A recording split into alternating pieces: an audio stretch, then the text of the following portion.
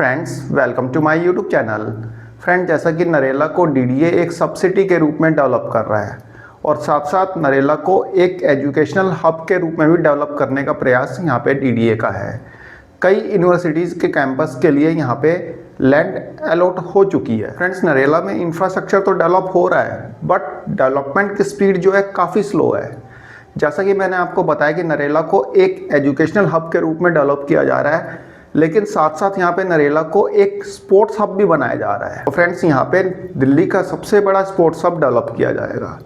Friends, अभी last month ही DDA ने एक ईओआई फ्लोट किया था, मतलब कि एक्सप्रेशन ऑफ इंटरेस्ट फ्लोट किया था, जिसमें कि नरेला के अंदर 75 एकड़ लैंड पे स्पोर्ट्स हब डेवलप किया जाएगा। जी हाँ फ्रेंड्स, 75 एकड़ लैंड पे स्पोर्ट्स हब डेवलप किया जाएगा। 75 एकड़ लैंड पर मल्टी स्पोर्ट्स इंटीग्रेटेड स्टेडियम और स्पोर्ट कॉम्प्लेक्स बनाने की बात कही गई है और यह स्पोर्ट्स हब डेवलप किया जाएगा नरेला सेक्टर G3 G4 में। और जो यहाँ पे स्पोर्ट्स कॉम्प्लेक्स डेवलप किया जाएगा वह जो होगा दिल्ली का सबसे बड़ा मतलब स्टेडियम होगा, जिसकी कैपेसिटी जो होगी 80,000 ऑडियंस की होगी और ये दिल्ली का सबसे शानदार मतलब स्टेडियम होगा। इसके अलावा फुटबॉल, टेबल टेनिस वगैरह के लिए भी यहाँ पे स्पोर्ट कॉम्प्लेक्स जो है डेवलप किए जाएंगे, मतलब कि वहाँ मतलब उनके कोर्ट वगैरह डेवलप किए जाएंगे।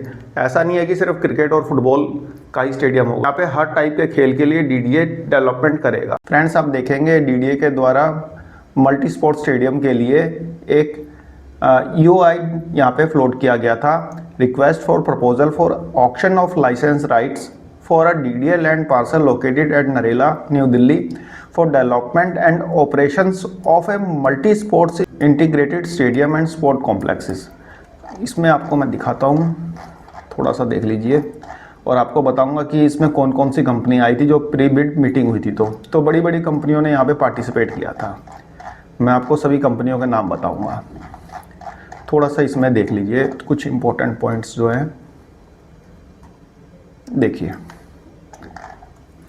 प्रोजेक्ट है auction of license rights for a DDA land parcel located in sector G3 and G4 Narela, New Delhi on DDA land. A selected bidder will develop, build, finance, operate and transfer multi sport stadium along with ancillary facilities according to development obligations as specified in annexure। अब ये annexure छोड़िए, यहाँ पे देखिए जो plot location है sector G3 G4 में है, ठीक है। इसका गूगल मैप भी दिया हुआ है। यहाँ पे 75 एकड़ लैंड है जहाँ पे ये स्पोर्ट्स कॉम्प्लेक्स बनाया जाएगा, ये स्पोर्ट्स हब डेवलप किया जाएगा नरेला सेक्टर G3 G4 में। लाइसेंस पीरियड जो होगा 55 साल का होगा, कंस्ट्रक्शन जो होगा 36 महीने में कंप्लीट किया जाएगा, ठीक है।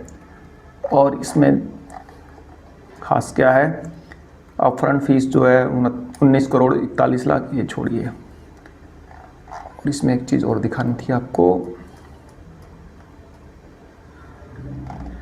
देखिए यहाँ पे प्री बिड मीटिंग हुई थी 23 मार्च 2026, मतलब कि बिडिंग से पहले जो भी टेक्निकल क्लैरिफिकेशन जिस कंपनी को चाहिए इस टेंडर को भरने के लिए, इस ईओआई को फिल करने से पहले, तो ये मीटिंग हुई थी। बाकी जो इसका ऑक्शन प्रोसेस है वह है 12 मई 2026 को, ट्यूसडे के दिन। और एक चीज़ और था इसमें, ये रहा, इसमें वही कंपनी पार्टिसिपेट कर सकती है जिसकी फाइनेंशियल कैपेसिटी जो है 137 करोड़ हो, ठीक है। The bidder shall have minimum net worth और in case of bidder is an AIF it should have minimum ACI at the close of preceding financial year. तो भाई जिसमें कंपनी की नेट वर्थ जो होनी चाहिए 137 करोड़ मिनिमम होनी चाहिए, ठीक है। तो इस EOI के प्री बिड मीटिंग में कई बड़ी कंपनियों ने पार्टिसिपेट किया था।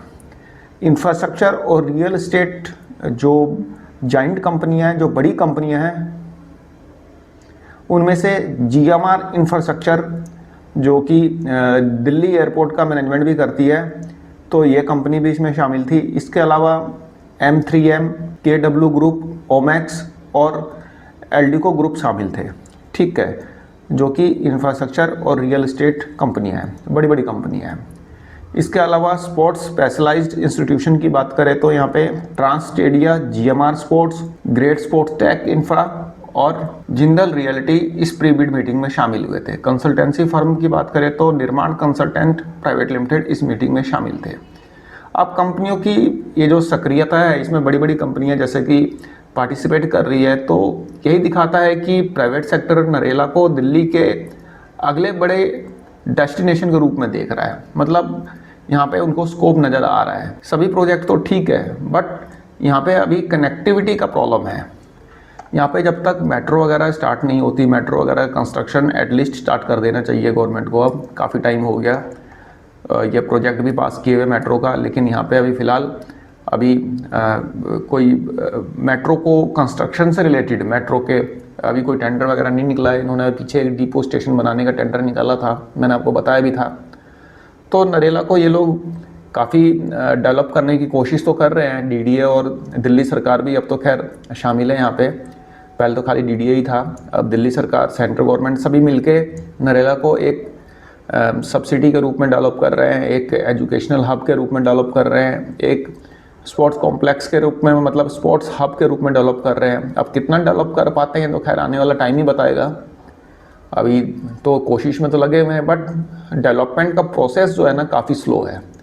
यहाँ पे सबसे बड़ी दिक्कत यही है कि इंफ्रास्ट्रक्चर डेवलप नहीं हुआ है। दूसरा, कनेक्टिविटी सबसे बड़ी प्रॉब्लम है।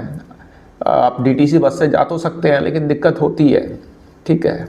तो यहाँ पे थोड़ी सी प्रॉब्लम तो है ही,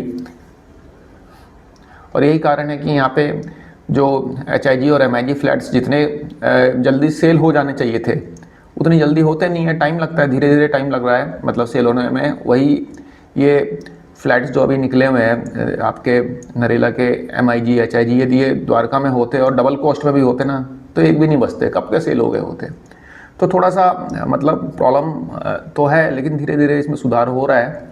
अब कितना कर पाते हैं तो खैर आने वाला वक्त ही बताएगा। फिलहाल मेरी तरफ से छोटी सी इन्फॉर्मेशन थी कि नरेला को डीडीए एक एजुकेशनल हब के साथ साथ स्पोर्ट्स हब के रूप में भी डेवलप कर रहा है, और यहाँ पे दिल्ली का सबसे बड़ा स्टेडियम बनाया जाएगा, जिसमें कि कैपेसिटी 80,000 ऑडियंस की होगी। अब देखते हैं कब ये स्टार्ट होता है। अभी 36 महीने का टाइम है ये टेंडर अलॉट होने के बाद। अब कितना कर पाते हैं तो देखेंगे। फिलहाल मेरी तरफ से एक छोटी सी इन्फॉर्मेशन थी। आई होप आपको पसंद आई होगी। धन्यवाद, नमस्कार।